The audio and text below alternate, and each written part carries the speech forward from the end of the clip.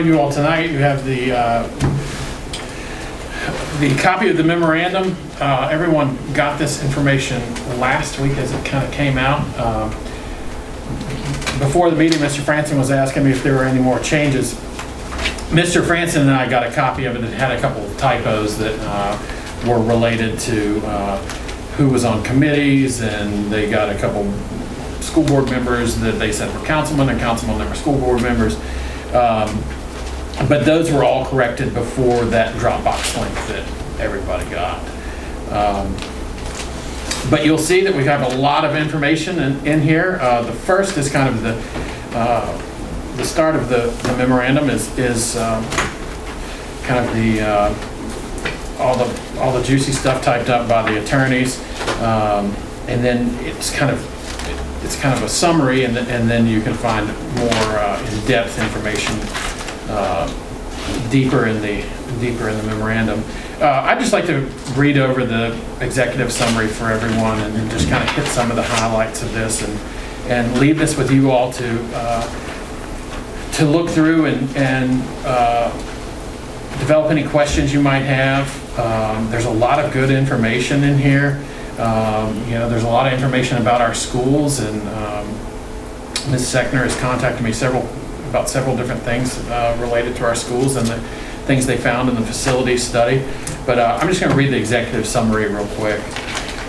Over the course of the last year, a committee made up of 2 board members, each from the Alleghany County and Covington School Boards, the Covington City Council, and the Alleghany County Board of Supervisors, has met over 20 times to work on a plan for a proposed consolidated school system. The committee has conducted a fiscal analysis, a facilities study, and is currently working towards the completion of a transportation study.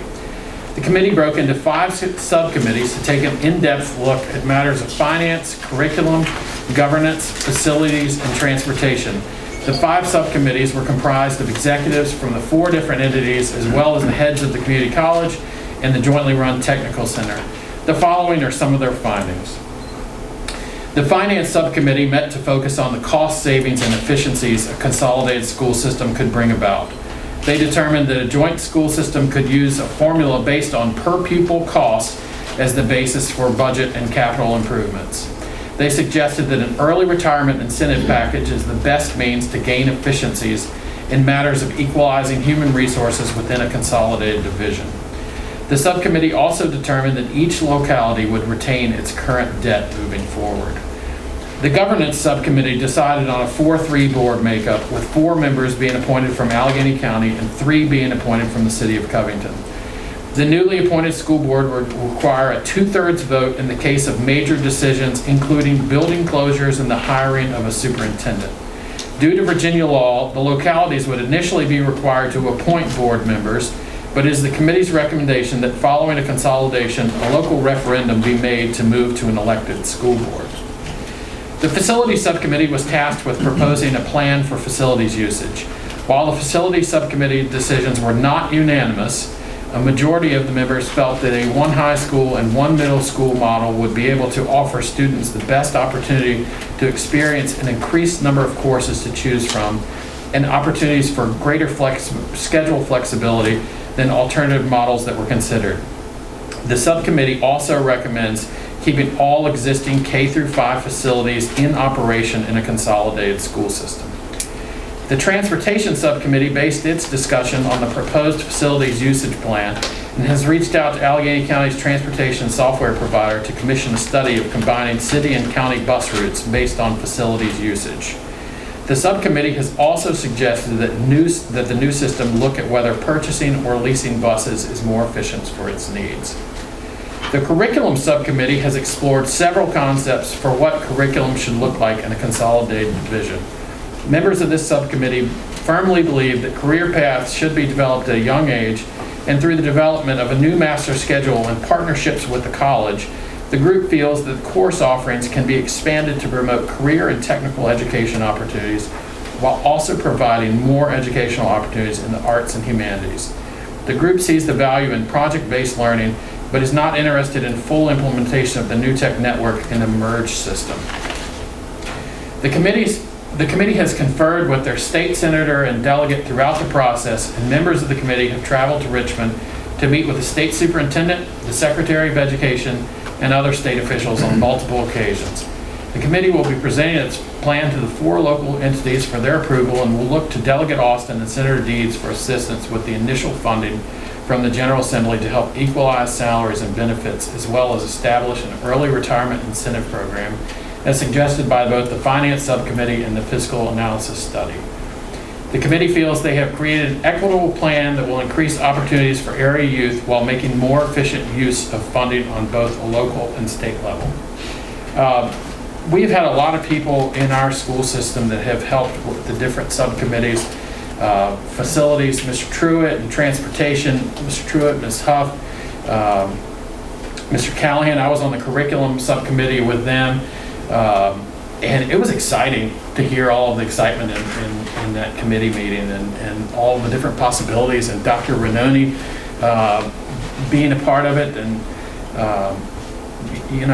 it's exciting what we can do if we all work together. Mr. Vaughn has been a part of 2 or 3 of these subcommittees throughout the whole process, and it's been really great, and I really appreciate all of our employees being so willing to help, and from Lori Tolley helping get all the financial stuff in order to all the different subcommittee members. It's really been great throughout the whole process, but there's a lot of information here. I just wanted to hit kind of the highlights of some of it. After the first blue tab, we have the fiscal analysis that was performed by Jim Regenball and Dr. Richard Salmon, and this tells us a lot of different things about our school system and Covington's school system, things we can improve, things we can look to even if this plan doesn't go through. It was a very in-depth study. Mr. Rice was a huge help in this, and I would definitely recommend everybody reading through that. The next section is the memorandum, the 5 different memorandums from the 5 different subcommittees, and they go a little bit more in depth than the executive summary does. The next section is the facility study, starting with Alleghany High School, and if you flip through this facility study, it might make you feel pretty good about some of our schools and the condition of some of our schools. We've done a good job over the years of taking care of our schools and with the limited resources we have, and I believe that this really speaks to that. One thing about the Alleghany facility study I would like to bring up, there was some last Thursday night, Mr. Franson and I were part of a question and answer session at Covington High School, and there were some questions about Alleghany and flooding, and Mr. Franson, is the insurance guy on our board, explained to folks that Alleghany is in flood zone X. And I saw some stuff on the internet where people were saying that we didn't know what we were talking about and all this stuff, but can you explain maybe just a little bit, Mr. Franson, what flood zone X is, and maybe just how FEMA comes up with these? Well, you have flood zone A and flood zone AE. Flood zone X is the rest that's not in the flood zone. And I know we're close, for the flood zone, but we also have available to us $100 million from VACOR, and now that is a cumulative back total, right?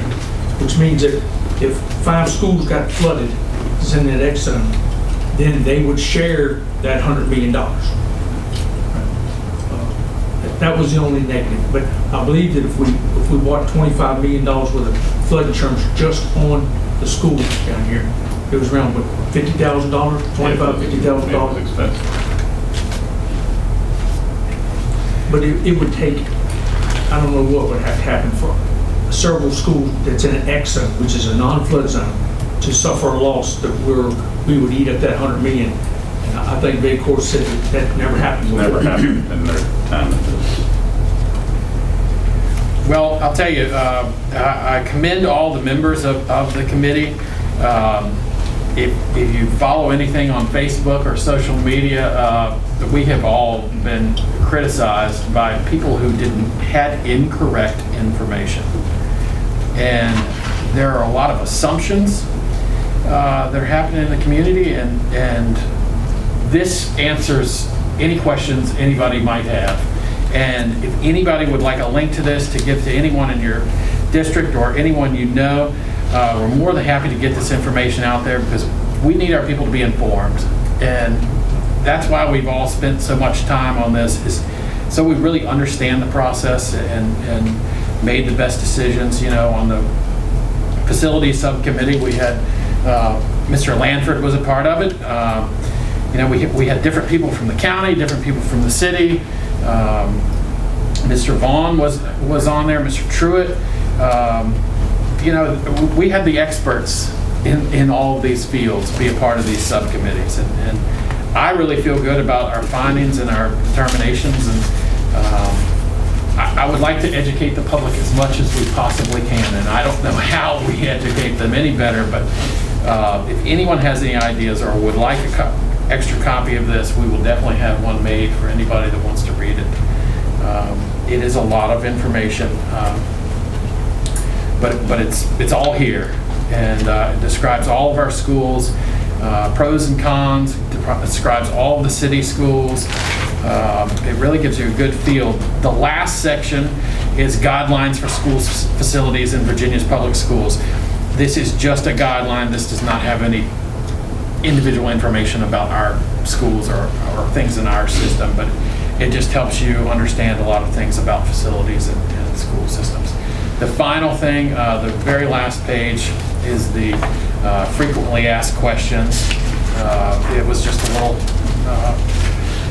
some of the questions that we had heard in the past, we added them in there, and just to give people some answers. But I'm more than happy to answer any questions. I'm sure Mr. Franson is as well. Hey, one of the things that was the biggest eye-opener for me, and as I told them at Kerfman Hall, was when they did the study and they told us about the sustainability of the current system, you know, of leaving two schools apart, that 5-6 years is all it's going to take before either we have to have a drastic cutback in services or a drastic increase in taxes. And most of us want to avoid that. That was the thing that opened up my eyes, was, you know, is the amount of money we would save. And there's been a lot of people who said that this is just a money thing. And that's without the money, how many kids, how good an education we're going to be able to offer these kids. So, you know, the more money we can save in duplicate services and duplicate positions, then the more money we'll have to offer different programs to these kids. And that's what it's about. I'm trying to tell them for the last 5-6 months that it's about the kids and what we can do for them.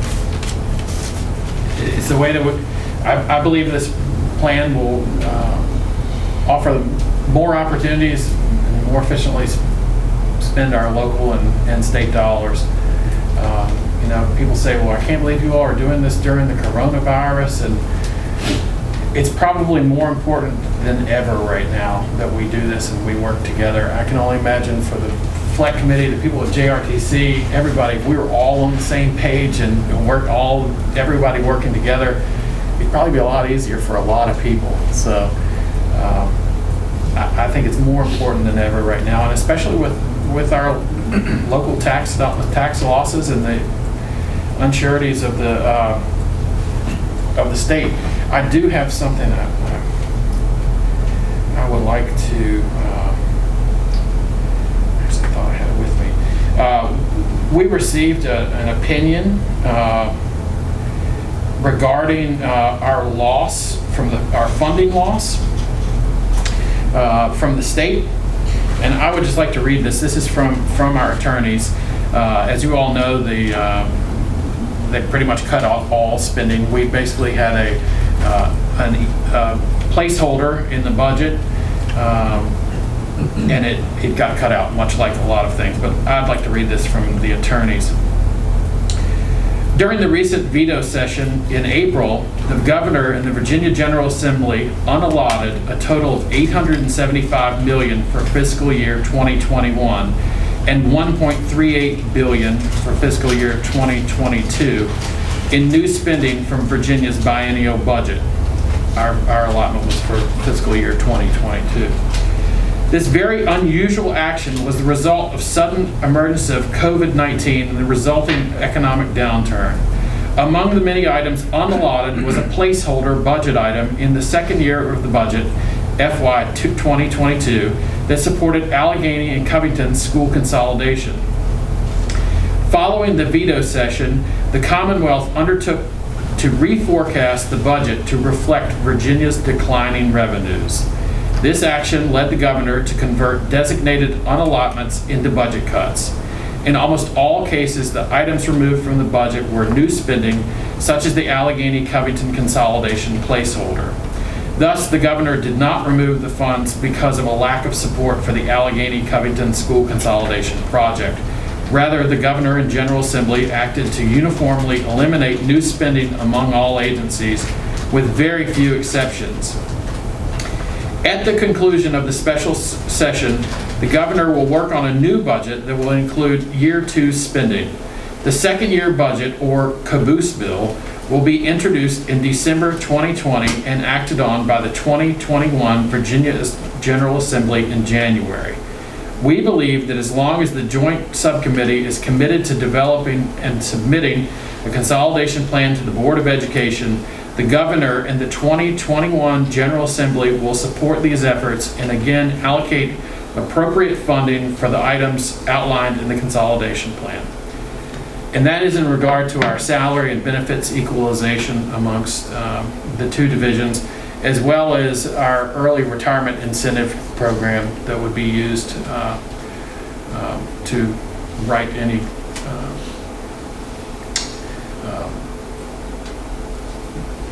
to help with attrition. But that was, I think that's very encouraging to hear that from them, because they have a finger on the pulse of what's going on in Richmond, and they really understand what's going on with the General Assembly. Does anyone have any questions?